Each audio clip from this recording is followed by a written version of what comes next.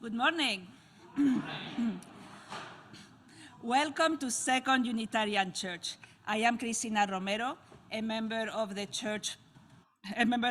Board of Trustees, and my pronouns are she, her, and hers.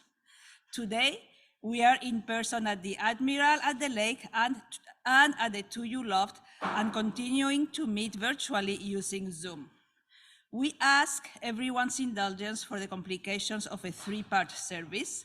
We are glad you are here, whichever way you are attending. In accordance with public health guidelines, we have moved to making masks optional in the sanctuary. We will continue to pay attention to COVID numbers, and masking may become required again in order to keep everyone as safe as possible. We especially welcome newcomers this morning. Finding a new community and making new connections can be challenging. Please know that we are excited to have you and look forward to getting to know you. If you are new to us today, please note that in the Zoom chat or mention it in person during conversation after the service. If you would like, there are blue mugs you can use to signal to others that you would like them to come up and say hello. And if you see someone with a blue mug, be sure to say hi. Our worship today is led by Reverend Jason Leiden, along with Joy Messenger as worship associate. Music is provided by Abigail Klein, Jim Simonis, Jonathan Dunmore, Diane Sander, and our Director of Music, Carl Kennedy. Our time together requires a large group of people who make possible the worship, the music, and the technical production. They are listed in the order of service, and we thank them for their ongoing service to our congregation. And I have some announcements for you this morning. Following service today, we will have our annual finance town hall. This is a meeting focused on the budget for next church year starting on July 1st. We will not be voting on the budget at this meeting, but rather discussing what our expectations are for the year ahead. Your voice and questions are welcome. On Sunday, June 4th, we will be celebrating the 100th anniversary of the Flower Communion ritual. We will be gathering at Horner Park for this outdoor service at our regular time. All are encouraged to bring a flower to share. And the following Sunday, June 11th, it will be our annual meeting. All are welcome to attend this meeting, though only members are able to vote on issues coming before the congregation. We will vote on the budget and the slate of new leaders put forward by the nominating committee. We will also celebrate accomplishments of the last year and give out awards. And now I welcome Joy to lead us in our call.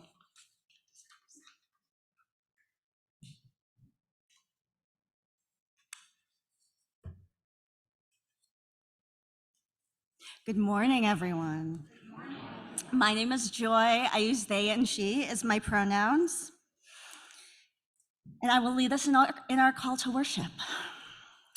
We are a Unitarian Universalist congregation, a community of children, youth, and adults, a people of many beliefs and traditions, bound not by the specific list of things we believe, but by the values we share. Whether you're joining us for the first time or the 1,000th time, you are welcome here. Whether you believe in God some of the time, all of the time, or none of the time, you are welcome here. Whatever your race, whomever you love, however you move in this world, however much money is in your pocket, you are welcome here. So I invite you, when you feel ready, to take a deep breath in and out. And as the music begins, let us enter into our service together.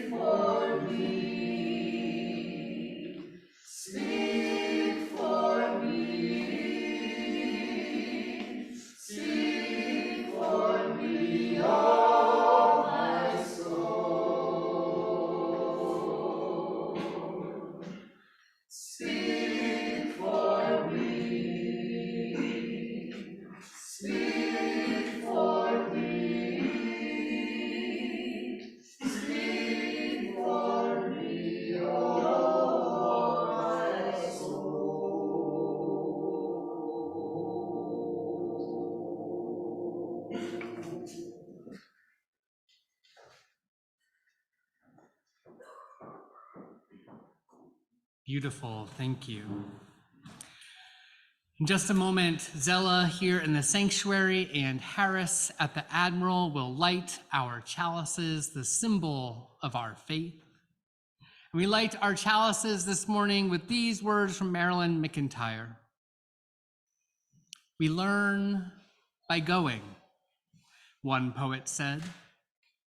And another, we shall not cease from exploration, feeling your way into these open spaces. You find what you didn't know you needed. Behold, I make all things new, old words, new meanings, new shades, new hope. Zella.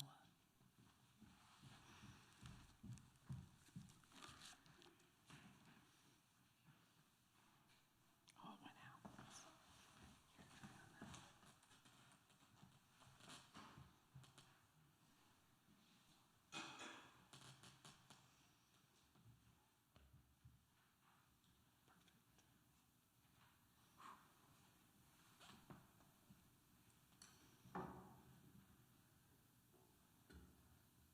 Beautifully done. Thank you.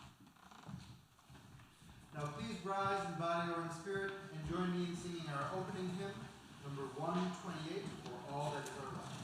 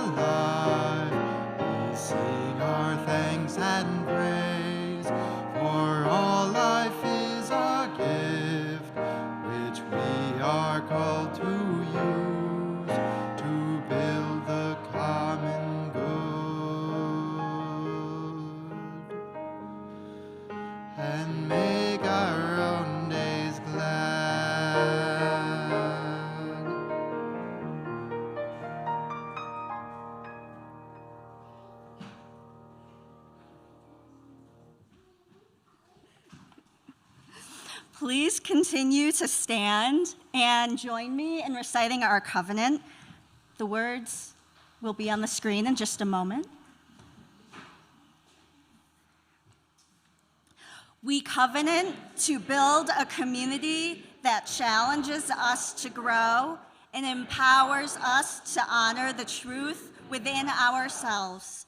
We will be generous with our gifts and honest in our communication, holding faithful to a love that embraces both diversity and conflict.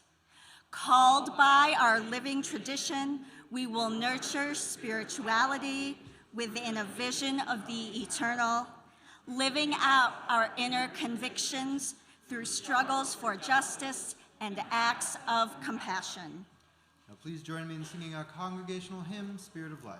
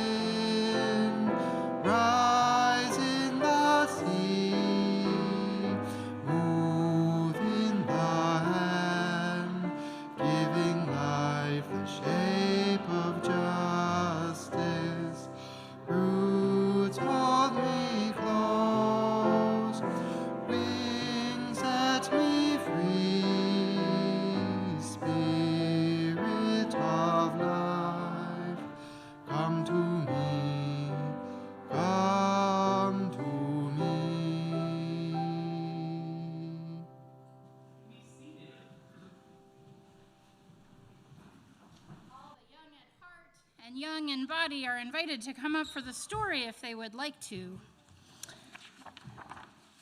Our story is called Outside, Inside, and it is about the pandemic. Something strange happened on an unremarkable day just before the season changed. Everybody who was outside went inside. Hi, Simon. Everyone, everywhere, all over the world. Whoa.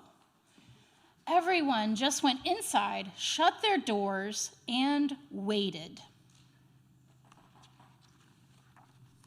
Well, almost everyone. Some people needed to be where they needed to be. Outside, the sky was quiet, but the wind still blew and birds kept singing. Raccoons came out and squirrels played in the streets, but the cars stayed away. The world felt a little different.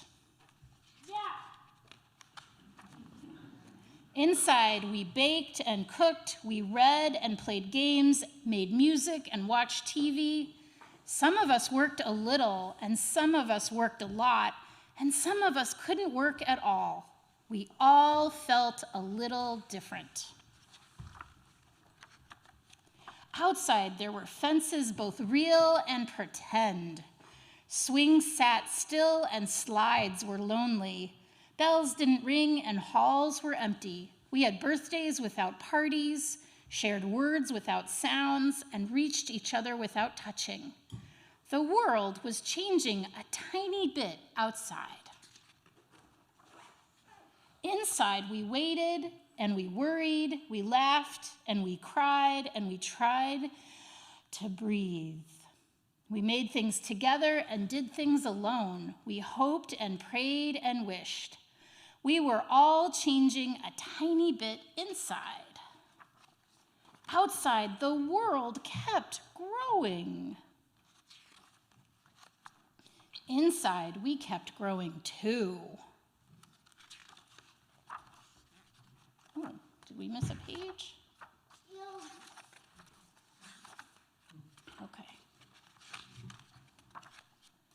So why did we all go inside? Well, there were lots of reasons. I'm sorry, folks, it looks like we missed a slide or two. There were lots of reasons, but mostly because everyone knew it was the right thing to do. On the outside, we were all different. But on the inside, we were all the same. And we remembered that soon spring would come. Inside and outside.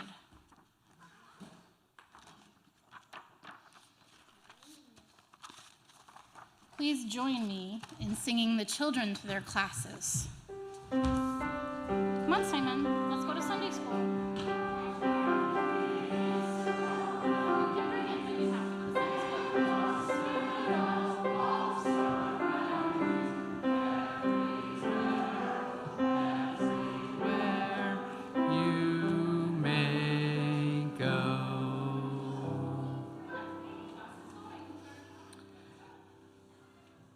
Thank you so much. I wanted to just take a brief moment that I forgot to take at the beginning of the service. You may not know that there are 2 flights of stairs that come up and down to the loft. So if you are noticing you're coming in late to the service, you might want to use the west staircase. And you can find that next to the green caterpillar room downstairs. So if you enter the building, walk back through the Palma room, you'll see the staircase that will be over to your left back there. And that will bring you right up through that door that way. And just at the end of the service, if you're realizing, gosh, I want to get downstairs, but there are a lot of people bottlenecking up here, you can use back there too. There's 2 flights of stairs for our lovely safety. So thank you all for being mindful of that. So each year, and we're doing it right now, actually, we make a commitment, a pledge to support the ministry of this, our church.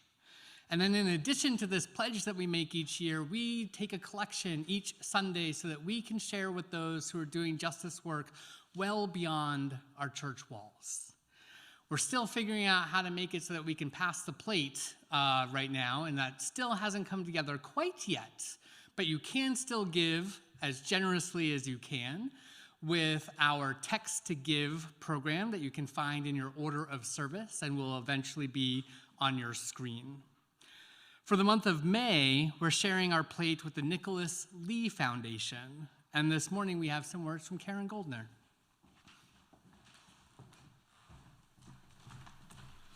Thank you. Good morning. My name is Karen Goldner. My pronouns are she and hers.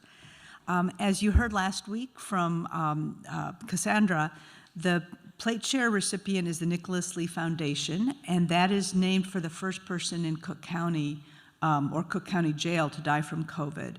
And the purpose of the foundation really is to help prevent unnecessary inhumane deaths. The primary, in our state prisons, the primary activity of the foundation is to take bottled water to people at several Illinois Department of Corrections facilities, prisons, where the water has been shown to be unhealthy and dangerous. It's kind of hard to think about that is actually happening. It's not like 1911 or something, but it is the fact, and IDOC is just, frankly, a horrible institution. It's something that we as a community can do is to help support at least giving people in those institutions clean water. One of our, people say the phrase water is life, and that is true. And it's one of the basic things, it's the most basic thing that we can't live without. And so really encourage you to give generously today, and thank you very much for your support.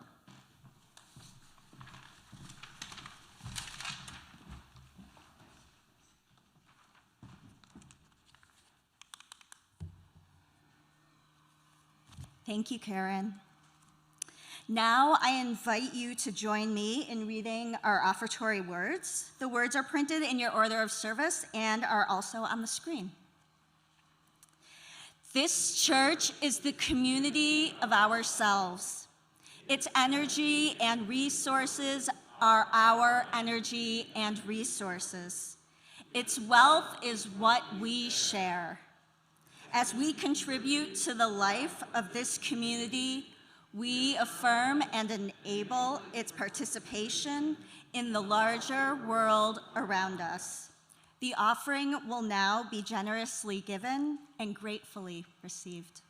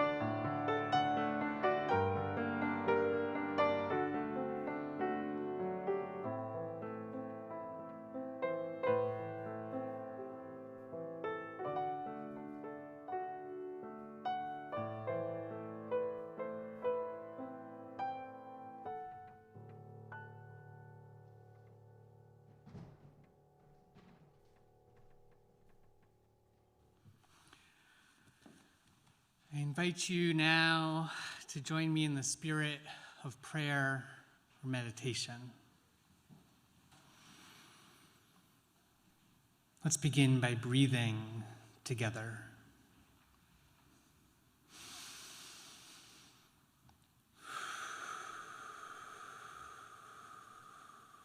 Attend to your body. Notice how it feels. Maybe yours, like mine, is warm, or maybe yours is cool. Resting in your chair. Attend to your body.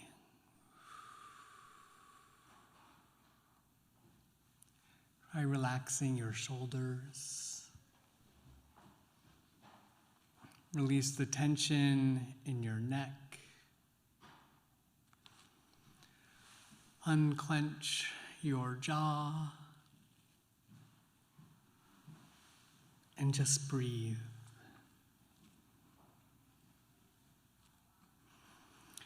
We begin in thanks.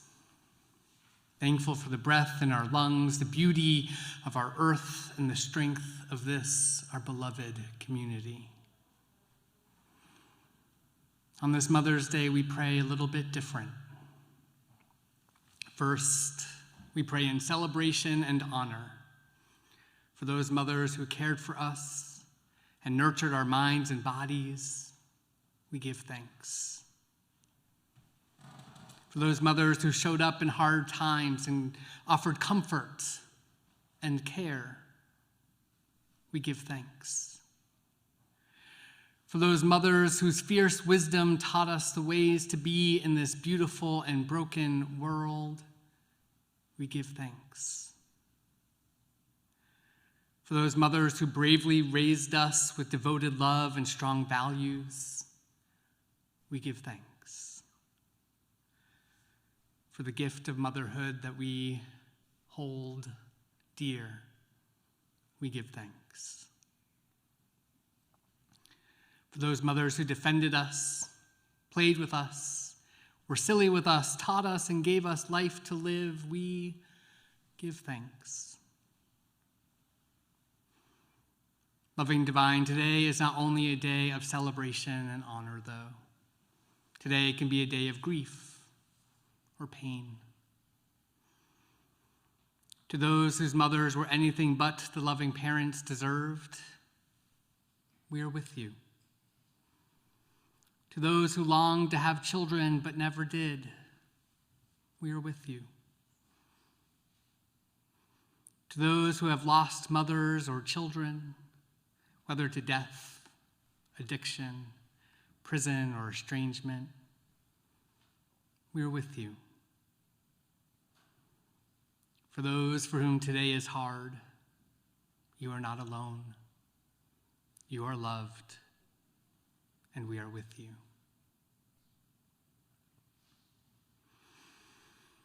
Into this, our shared silence across space, I invite you to speak aloud the name of anyone you wish to lift up into the loving support of our community.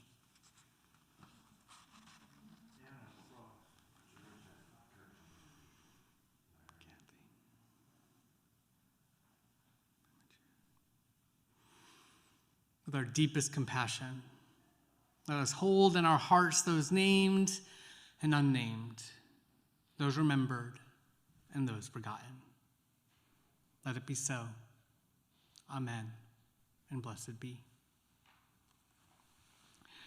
During our ritual of lighting candles for joys and concerns, we want to continue to maintain our safety with each other. In the 2U sanctuary, or the loft actually, you are invited to come forward and light a candle, taking one from Joy or I. And as you end your time of contemplation and candle lighting, we invite you to use the hand sanitizer that's available. For those of us at the Admiral, I invite you to come forward and take a pebble from one bowl, hold it tightly in your hand, putting your energy into the stone, and then knowing your joys and sorrows to be shared by this community, let it go lightly into the other bowl. For those of us on Zoom, join us by sharing your joys and concerns in our chat window, and I will light a candle here representing your celebrations and sorrows.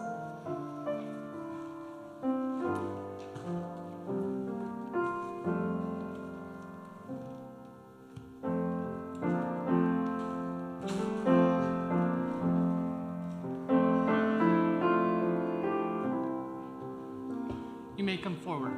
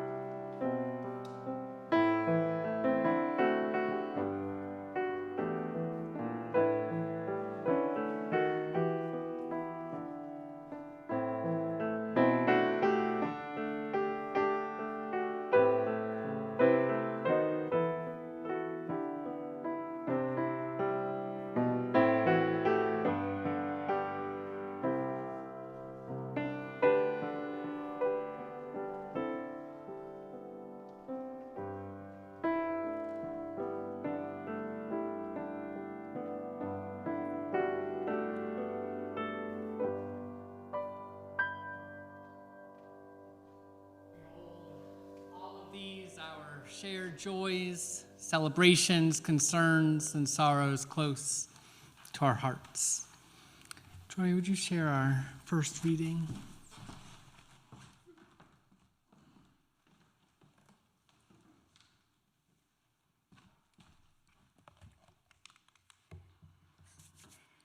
Hand sanitizer spray is very sanitizer-y. Our first reading this morning is entitled You Are Here by Christine Walters Paintner, after Rainer Maria Rilke's Book of Hours. You are the now and the not yet, the darkened dawn just before the first rays rise, and you are the rays that pierce and prod. You are the siren screeching through city streets, dropping me to my knees in prayer. You are the lilac and the dust, the refugee's body found on shore with empty pockets. You are the wound that does not heal, the salve, the bandage, and the raised scar that remains. You are the dandelion growing through concrete cracks, the mirror smashed into pieces, the mosaic created. You are the vigil for my mother dying. You are the steady beep of the heart rate monitor and the long tone that makes me wail. You are ash from the burning towers, the great gashed tree felled by storm, now moss-coated, silent. You are the gray headstone and the red bird that lands and sings, the gaunt face I ignore while rushing down the street. You are the old man's spectacles and the love letters from his wife now gone. You are thick grime, a sob stuck in the throat, and the voice long silent, speaking once again.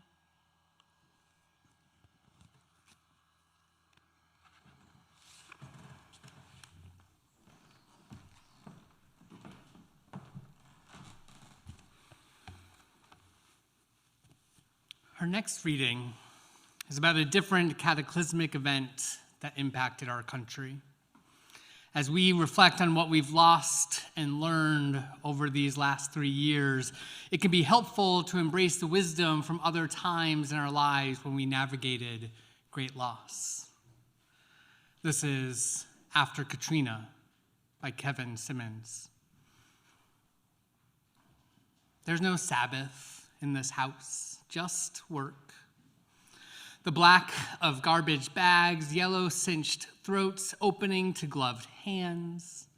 Black tombs along the road now, proof she knew to cherish the passing things. Even those muted before the waters came, before the mold's grotesquerie, and the wooden house choked on bones. My aunt wades through the wreckage, failing, no matter how hard she tries at letting go. I look on, glad at her failing. Her slow writes fingers that she'd once been given to care for. The waistbands of her husband's brief elastic as memory, the blank stare of rotted drawers, their irises of folded linen still, smelling of soap and wood and clean hands. Daylight through the silent, soft windows, and I'm sure now today is Sabbath. The work we do, prayer. I know what she releases into the garbage bag, shiny like wet skins of seals, beached on the shores of this house. Let us hear our anthem.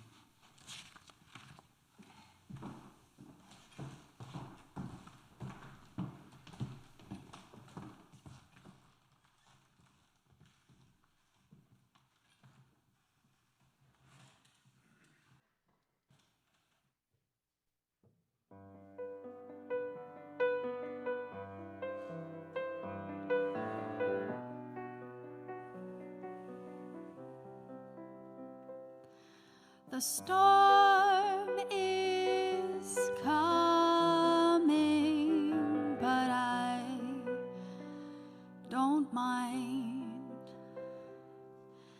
People are dying.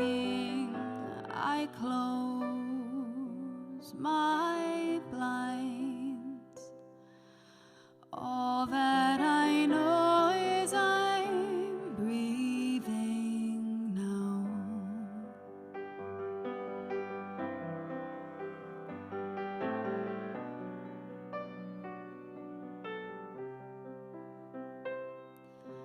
I want to change the world. Instead, I sleep. I want to believe in more than you and me. All that I know is I'm breathing. All I can do is keep breathing. All we can do is keep breathing now.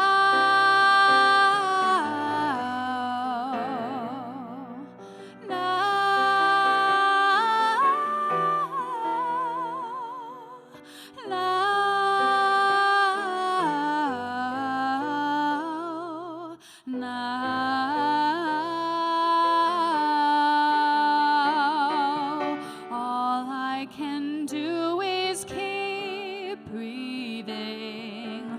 All I can do is keep breathing. All we can do is keep breathing. All we can do is keep breathing. All we can do is keep breathing. All we can do is keep breathing. All we can do is keep breathing. All we can do is keep breathing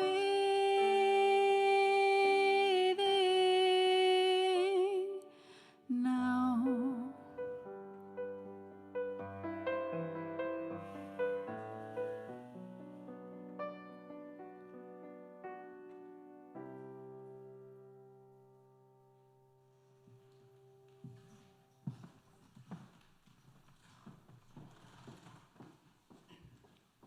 Wow. Thank you, Abigail. Beautiful. Peter Friedrich, in his poem Release, writes these words: I wish I were like the trees who let their leaves go gracefully without regret, or the tumbling stream that flushes silt to the sea, exchanging murkiness for blessed clarity, or the dandelion who bows its head to the subtle breeze, unleashing its future without fear or loss. As humans, there may be much we can learn from trees, the sea, or even the dandelion we pass on the street. The truth is, though, we are not any of these things. We experience regret, we experience a lack of clarity, and we experience fear and loss. There is great beauty in learning from the natural world around us. Our transcendentalist ancestors and pagan practitioners remind us of just that. Today, though, I want us to embrace what is most human about who we are. I want us to reflect together on our deep losses and learnings from the last 3 years. We might feel a bit jealous of the ease with which the sea Trees and dandelions let things happen and are unfazed, if not jealous, maybe a little envious. Our human self is powerful, but also fragile, resilient, but vulnerable. So let us lean into that fragility and vulnerability this morning, trusting one another to hold us in it.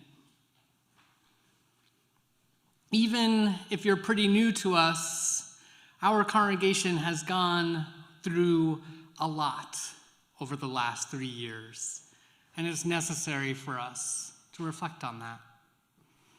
Not only have we collectively gone through a lot, our individual selves, our sacred and beautiful selves, have been on a roller coaster of life, navigating pandemics on our own and in community with others. The United Nations reports that 20 million people around the world died of COVID. 20 million people. That's more than 7 times the entire population of Chicago. That is profound loss, global loss, overwhelming loss. Here in the United States, the numbers are a little harder to get fully accurate, but the death toll from COVID in our country is well over 1 million people. These are big and overwhelming numbers, but they represent very personal, very individual, very specific lives that have been lost. I wonder, did you lose someone you loved to COVID? Are there those who won't be at family gatherings any longer because they've been taken by this virus? Empty chairs that remain filled with memories and stories, but no longer people. The loss of the pandemic has not been a loss of life alone. There's also been a loss of expected celebrations, weddings put off multiple times, graduations muted, family reunions canceled, funerals postponed. There's been asynchronistic learning and so much Zoom. There is some great beauty in Zoom connections, and we'll get to that. And there has also been deep loss in the interpersonal connections of face-to-face time and sweet embraces. What about our church? What has our collective loss looked like over the last 3 years? As I was thinking about it, there are so many different things we could reflect upon. And a few I want to share with you. We lost our lift. Not to COVID, but we lost our lift over the last 3 years. An essential tool that made our sanctuary accessible for those who could not go up the stairs. This has been a monumental loss and created a space that is inherently less welcoming. I'm grateful for our capital campaign project plans, and there still has been significant loss that keeps people from being able to experience our collective in-person worship experience. Again, not to death, but we did lose our beloved music director, Amanda Thomas. This has been a painful loss for our congregation. Amanda's leadership transformed music at 2U and helped us love to sing together. Amanda's visionary thinking facilitated the development of a music program that thrived and brought out the creativity of everyone involved in the congregation's music. We had our settled minister out on medical leave for 4 months due to a mental health crisis. We were blessed with Reverend Elizabeth's leadership and the leadership of other community ministers, and there was still loss. The loss was not just the time that I was out of the pulpit or unavailable to be at church, but also the loss of security, comfort, and trust. My personal crisis has an impact well beyond my individual self, and that loss created an unsettled ministry that takes time to heal and recover from, not just for me, but for us as a collective. So much that we've lost.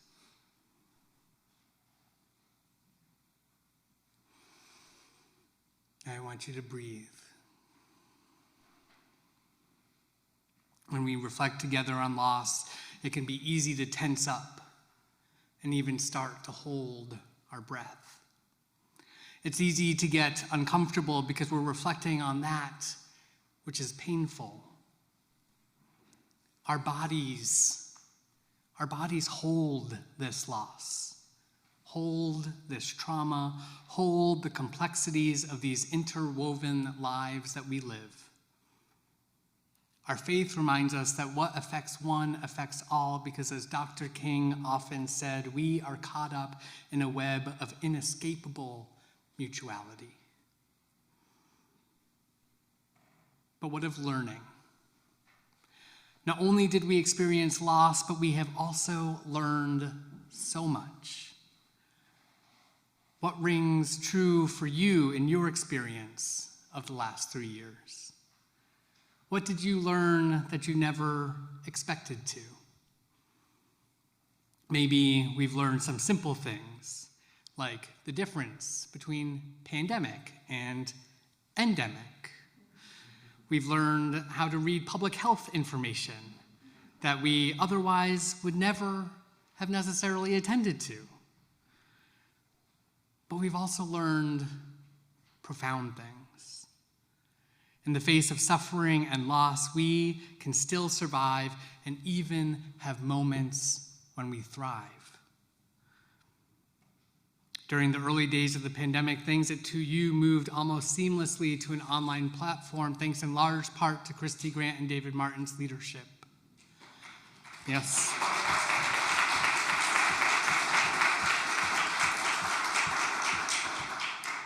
Our congregation is, among many other things, adaptable and flexible. We learned how to make the right tools work for us so that we could create space for connection. During the first year of our time isolating at home, we created space over Zoom for us to check in with one another, to listen to what we were each navigating as we got used to this new, weird, hard, complicated normal. It was imperfect. It is imperfect. And part of what I hope we learned is that striving for perfection is not only unhelpful, it divorces us from our beautifully flawed humanity. One of the things we said over and over again during the first year of the pandemic was that we needed to strive for mediocrity and good enough. We knew our staff were struggling. We knew our members were struggling. Rather than believe we could do everything right, we learned how to be generous with each other and practice extending grace. As Universalists, we can find ourselves wondering, is there a limit to that grace? On a person-to-person basis, we need to have boundaries, expectations, accountability, and consequences. We can trust God or the divine, however we understand it, to have unlimited grace because we just can't do that on our own. Our human selves are finite, and it is reasonable for us to learn where our boundaries are. I wonder if part of what we've learned over these last few years has been, what is it that crosses our boundaries? What is our true capacity? And how can we best share space together? Sarah shared with us a couple weeks ago about the work of the Accessibility and Inclusion Ministry. I think one of the biggest learnings for all of us the last few years, especially able-bodied people, has been embracing, hopefully, a disability justice framework. We started making things more accessible for people who were staying at home. Whether there is a pandemic or not, there are those who spend the vast majority of their time at home, yet who have so much to contribute to all of the communities around them. We've reflected before about how the future is disabled and that there is so much to learn from disabled activists and leaders about the many ways to create sustainable and mutually supportive communities. And my goodness, did we learn a lot about mutual aid in the last few years. Those with resources learned about the power of sharing with those who have been historically marginalized from power. I was proud of our congregation for sharing stimulus money with our unhoused friends, with sex workers, and with Black trans organizers on the south side of Chicago. What have you learned? What have you learned about yourself? What have you learned about the communities you're part of? It's said that we can't stand in the same river twice. We're constantly being changed as time goes on. How have you been changed by these last 3 years? Are there learnings you will take with you into the years ahead? Are there things you learned that you wish you didn't have to? Too often our learnings come at others' expense. How do we make it so that the millions we lost to COVID did not die in vain? One of the ways we give meaning to their loss is by committing to creating a world where this kind of loss does not happen again. We learn from this time and we work to do better. Not perfect, better. Now I want us to create a symbol of that which we have lost and that which we have learned. I want you to hold close to your heart at least one of each of these things, if you can. In just a moment, I'm going to ask you to come forward and attach a ribbon. And here, I'm going to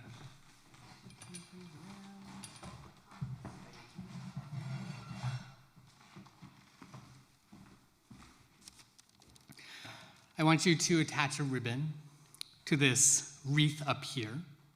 I will hold a basket of ribbons, one that they will have blue and green ribbons. The blue represents that which we have lost, and the green represents that which we have learned. Due to time, I'm going to ask that you attach just one ribbon to the wreath, though after the service is over, please come up and put on as many as your heart desires. You can slide the ribbon around a piece of the wreath. You might need to pick the wreath up. I will place it on this table. Take the time you need.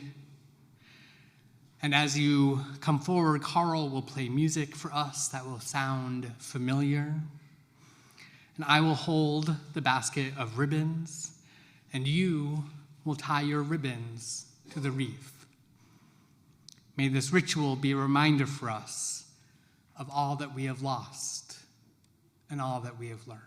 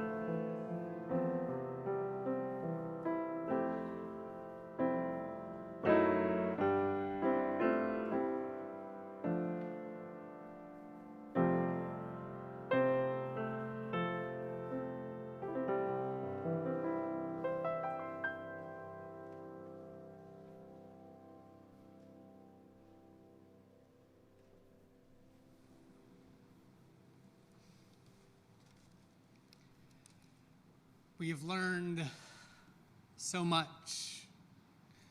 We have lost too much. I'm so grateful to Myra Epping for asking that we have a kind of ritual acknowledging the unique challenges of the last 3 years. Church is a space of meaning making. May this full wreath tell us a story that we can embrace as we move forward and integrate our learnings and heal from our many losses. I will make this available here for you to add to. And to our friends at the Admiral, I will bring this by next week so that you can add to it as well. And then we will hang it here in our loft as we spend our time together worshiping in this space. Thank you for participating in this ritual. And let us sing together our closing hymn.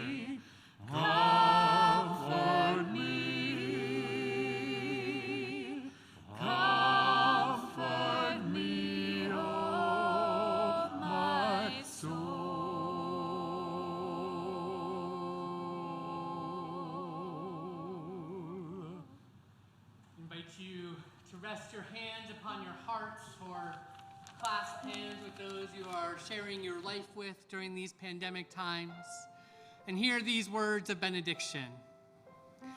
You are the now and not yet, the darkened dawn just before the first rays rise, and you are the rays that pierce and prod. May we be a people of learning out of loss, and a people of gentle grace in the face of imperfection. Go in peace, beloveds.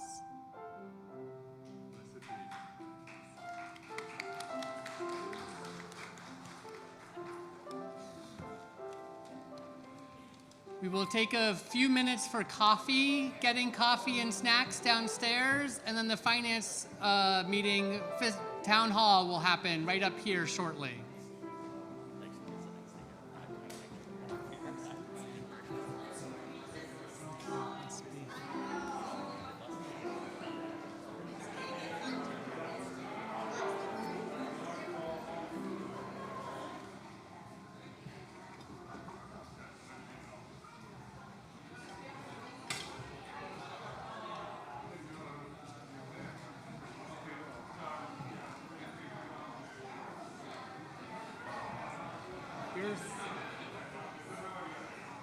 Yes.